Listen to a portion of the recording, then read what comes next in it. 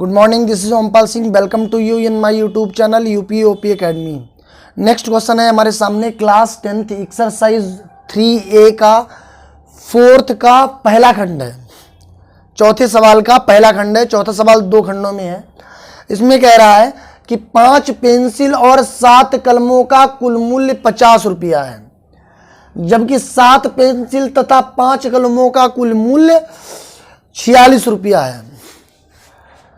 एक कलम का मूल्य, एक पेंसिल का और एक कलम का मूल्य ग्राफी विधि से हल कीजिए। ठीक है, तो इसको हम पहले सॉल्व करते हैं। कैसे सॉल्व करेंगे? 5 पेंसिल और 7 कलमों का, पहले पेंसिल दी गई है, बाद में कलम दिया गया है, तो हम पेंसिल और कलम का मूल्य मान लेते हैं। एक पेंसिल और एक कलम का मूल्य मान लेते हैं। तो माना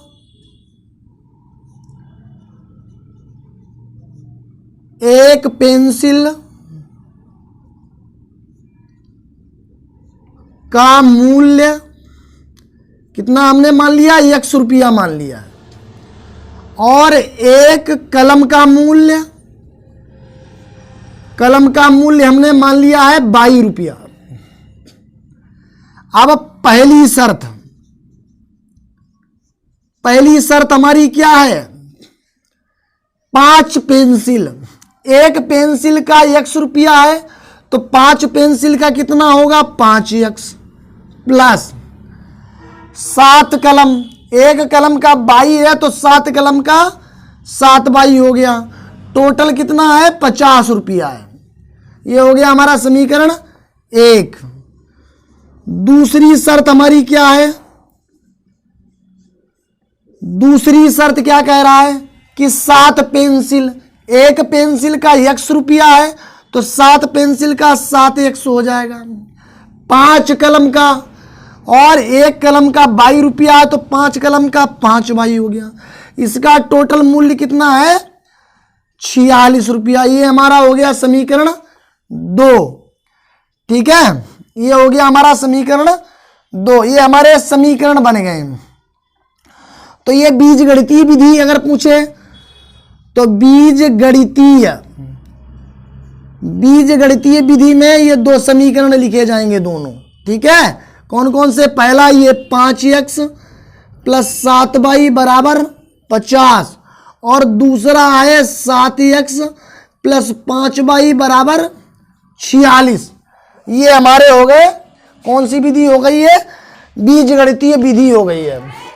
आगे देखते हैं इसकी ग्राफीय विधि। ग्राफीय विधि में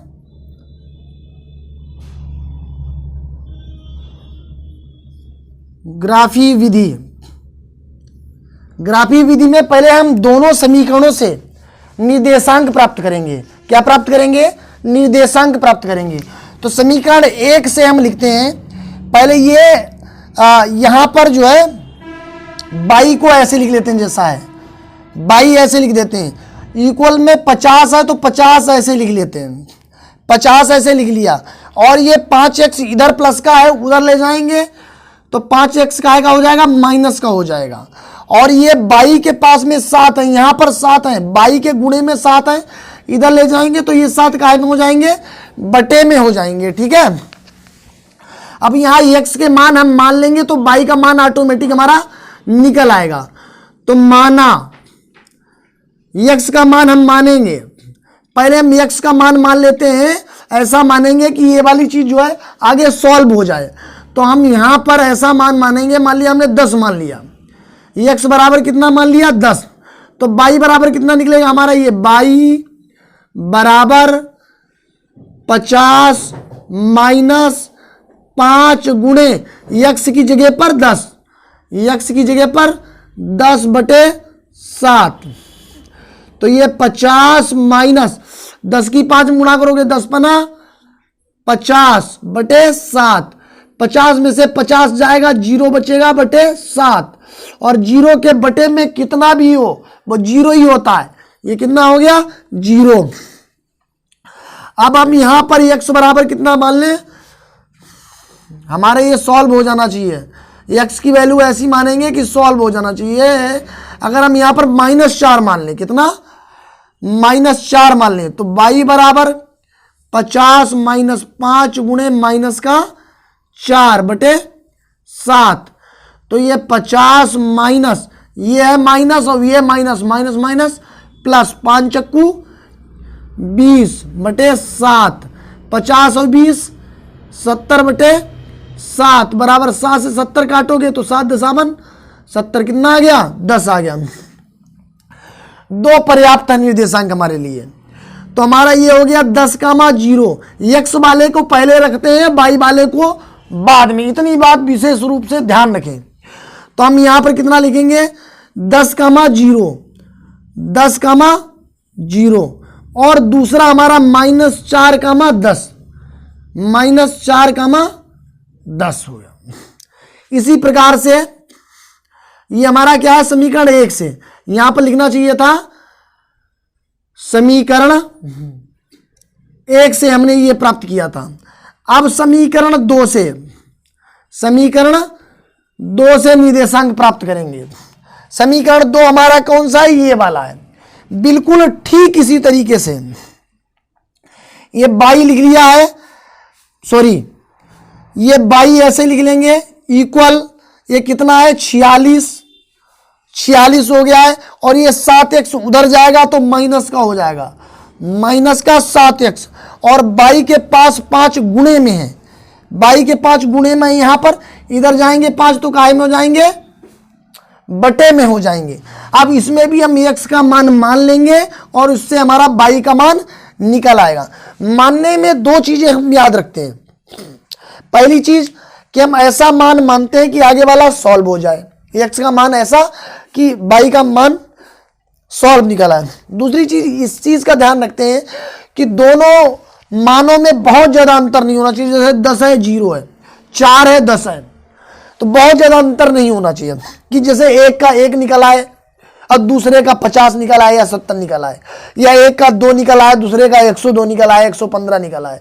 इतना बड़ा अंतर नहीं होना चाहिए, दोनों के लगभग अंतर आसपास ही रहना चाहिए ताकि ग्राफ में आसानी से उनको लिखा जा सके। अब आपको यहां x की वैल्यू माननी है तो माना x बराबर हम कितना मान लें कि ये सॉल्व हो जाए। हम x बराबर मान लें अगर हम x बराबर 8 मान लें, कितना मान लें 8 मान लें तो y बराबर हमारा हो जाएगा 46 माइनस 7 गुणे 8/5। तो ये 46 माइनस 8 सत्ते 56/5। 46 में से 56 जाएगा माइनस का 10/5, 5 दूनी 10, ये हो जाएगा माइनस का 2। इसी तरीके से x का एक और हम मान लेंगे।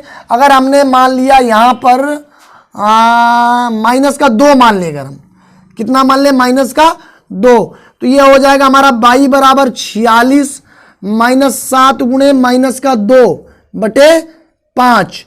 तो ये हमारा 46 माइनस ये है और माइनस ये है, माइनस माइनस प्लस, ये 7 दूनी 14/5 और 46 और 14 जोड़ दीजिएगा 6 और 4 10 का 0 हासिल 1, 4 और 1 5 और 1 6, 60 हो गया 60/5। 5 से 60 काटेंगे तो 12 पंचे 60 कितना आ जाएगा 12। इसके भी निर्देशांक लिख लीजिएगा। निर्देशांक लिखने में इस बात का ध्यान रखें कि x वाले को पहले लिखते हैं और y वाले को बाद में लिखते हैं। तो x का 8 है, y का -2 है, तो ये हो गया 8 कामा -2 और दूसरे समीकरण में -2 कामा 12 कितना हो जाएगा -2 कामा 12 हो जाएगा। ठीक है, अब हम क्या करते हैं इधर वाले को मिटा देते हैं। ठीक है, इसको नोट कर लीजिएगा, फिर हम इसको मिटा देते हैं।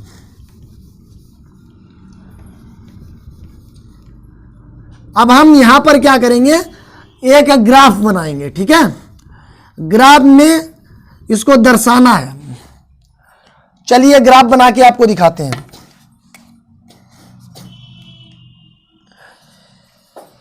एक इसमें वर्टिकल लाइन होती है सीधी सीधी बिल्कुल इस तरीके से, ठीक है, और एक इस तरीके से लाइन होगी। एक इस तरीके से लाइन होगी, एक इस तरीके से लाइन होगी, ठीक है। अब आप याद रखें कि इस वाली लाइन को बोलते हैं एक्स अक्ष, इसको क्या बोलते हैं एक्स, एक तरफ एक्स लिख देते हैं, एक तरफ एक्स डैश। उसी तरीके से इस वाली लाइन को बाई अक्ष बोलते हैं, यहां पर बाई लिखे दे रहे हैं और नीचे हम बाई डैश लिखे दे रहे हैं, कितना बाई डैश लिखे दे रहे हैं। तो आपके ये निर्देशांक हैं, एक तो समीकरण 1 से ये निर्देशांक मिले हैं हमें और समीकरण 2 से ये निर्देशांक मिले, हमें अब इनका ध्यान रखना है केवल, बाकी से कोई मतलब ही नहीं है, ठीक है। तो हमें पहले देखना है दोनों के निर्देशांक में, दोनों के निर्देशांक में सबसे बड़ा नंबर कौन सा है, दोनों के निर्देशांक में सबसे बड़ा नंबर कौन सा है। इसमें सबसे बड़ा 10 है, प्लस में 10 यहां पर, 10 इसमें, यहां पर 8 है, यहां पर 12 है। तो सबसे बड़ा नंबर हमारा कितना है, 12 है। तो इसमें हमें 12 तक ही नंबर लिखने हैं, इधर प्लस में होते हैं एक्स अक्ष पर। तो ये तो 0 हो गया, एक्स अक्ष के लिए भी बीच में 0 होता है, जहां पर दोनों लाइनें एक दूसरे को इंटरसेक्ट करती हैं, अर्थात एक दूसरे को काटती हैं, उस पॉइंट को 0 बोलते हैं। वो एक्स अक्ष पर भी 0 है और वाई अक्ष पर भी 0 है।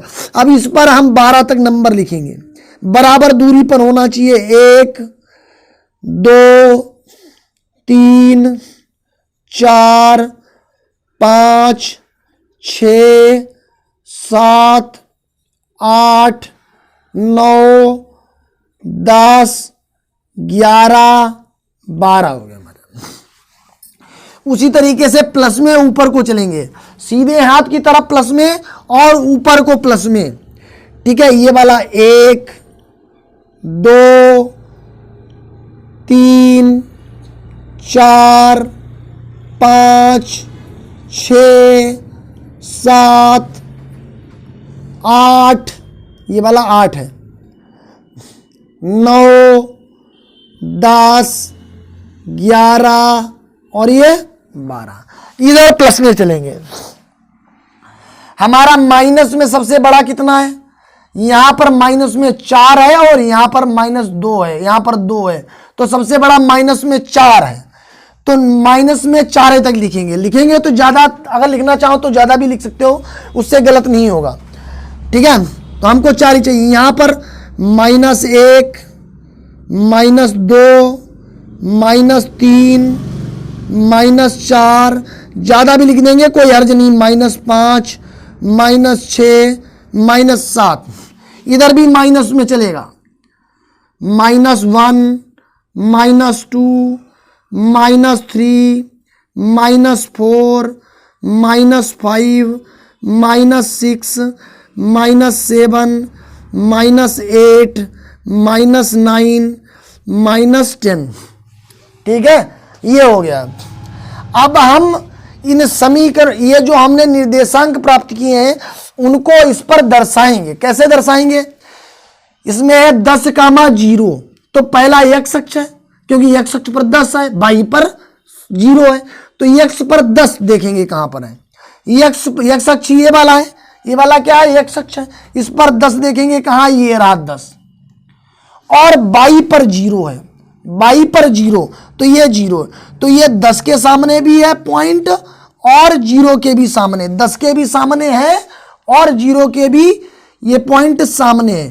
तो 10,0 कौन सा हो गया, ये वाला क्या हो गया, 10,0, चाहे तो यहां पर लिख लें 10,0, ठीक है, चाहे तो इसमें लिख लें 10,0, 10,0 पॉइंट के पास में।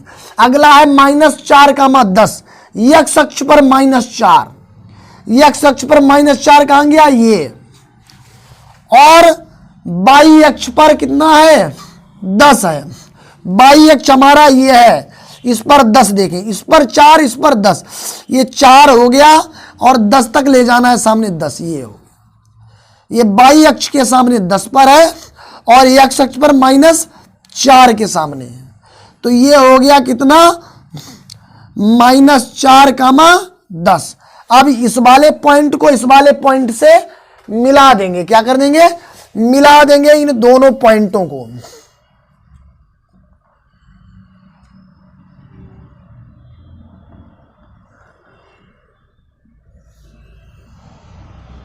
इन दोनों पॉइंट को हमने आपस में मिला दिया है। क्लियर है। अब इसी तरीके से समीकरण 2 का लिखना है। इसमें है 8 कामा -2। x अक्ष पर 8 है, कहां गया, ये रहा, और y अक्ष पर -2 है, y अक्ष पर -2 ये रहा। तो दोनों के सामने होना चाहिए, इसके भी सामने और 8 के भी सामने। 8 के सामने भी है और -2 के सामने। x अक्ष पर 8 है और y अक्ष पर -2 है। ठीक है। आगे -2 कामा 12, x अक्ष पर -2 कहां गया, ये है, और y अक्ष पर 12 ये रहा यहां पर।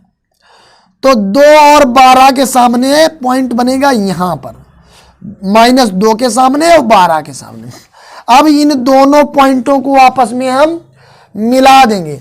इसको लिख दीजिएगा, ये कितना है, 8 कामा -2, और ऊपर वाला कितना है, -2 कामा 12, -2 कामा 12 है। ठीक है।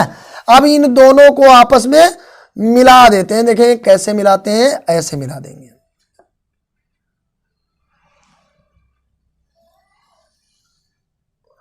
ये हमने मिला दिया।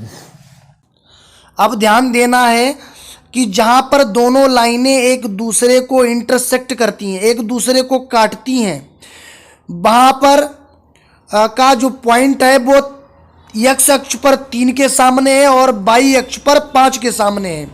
अतः पेंसिलों की संख्या 3 है और कलमों की संख्या 5 है। यही आंसर है हमारा। Thank you very much.